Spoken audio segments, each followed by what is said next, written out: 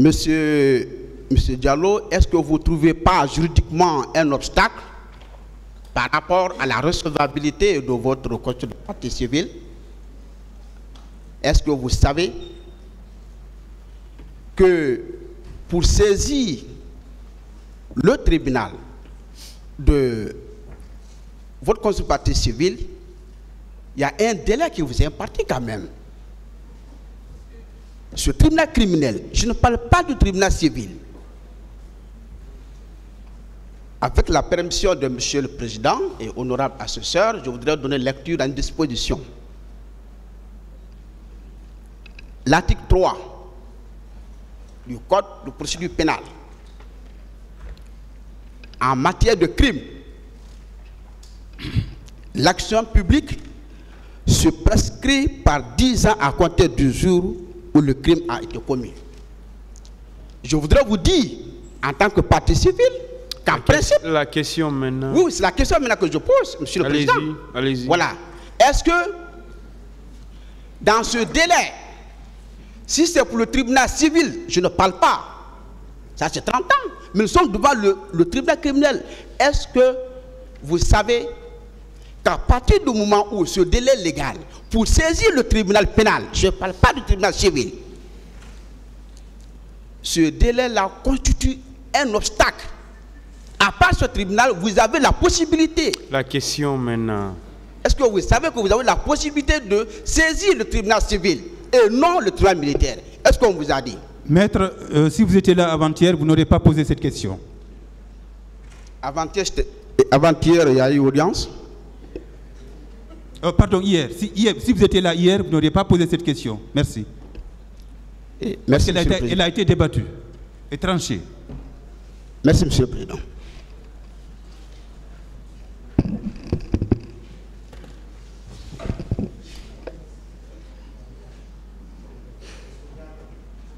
Oui, maître. Qui a ouvert le stade? Merci beaucoup, maître.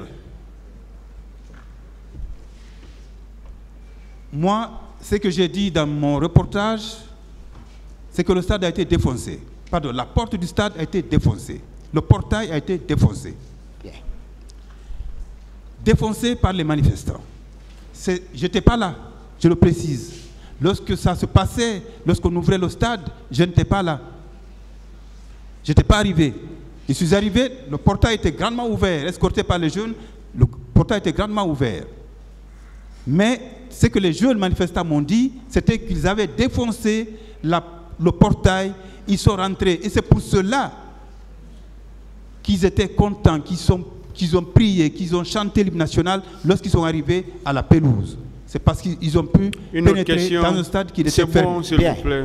Bien. Selon votre source d'information, c'est des jeunes qui ont défoncé la porte du stade. Oui. Bien. Et le soldat qui vous a dit que c'est vous qui vendez le pays à l'étranger, Oui. vous le connaissiez? Non, je ne le connais pas. Non, je ne le connais pas. Bien. Vous avez été blessé à la main droite, selon vous. Oui.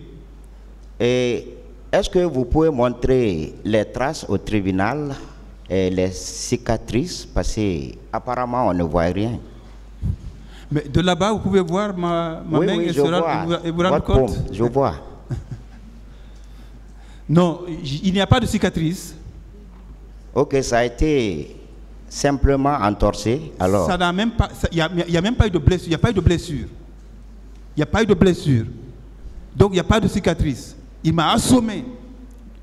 Donc violent avec le manche du poignard. Ça s'est tuméfié, ça s'est enflé.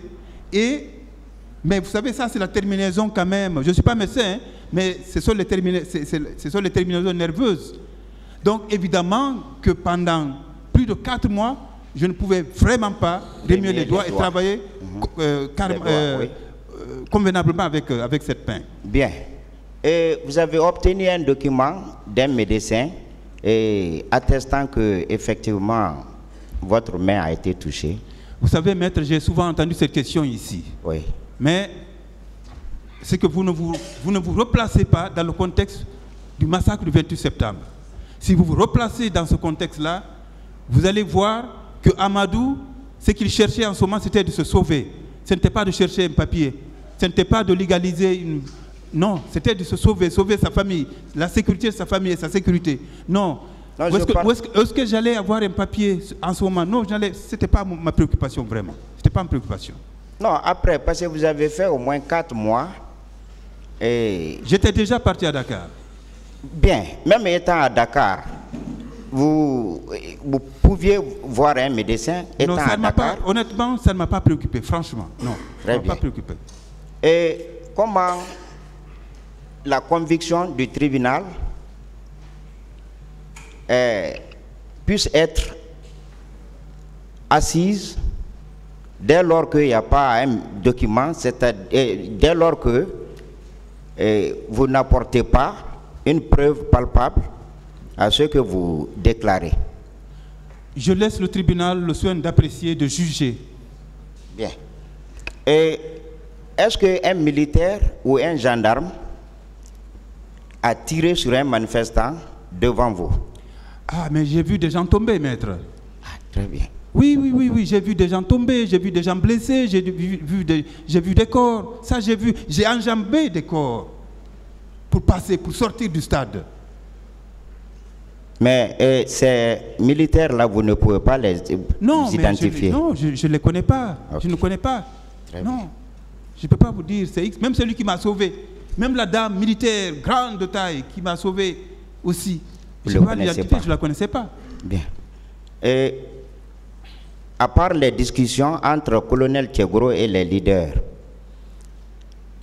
il n'a touché aucun manifestant en votre présence? Non, je n'ai pas vu. Donc ça, je n'ai pas vu. Okay. Merci.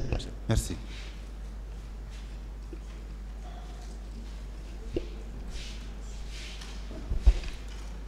Merci, Monsieur le Président, honorable membre du tribunal.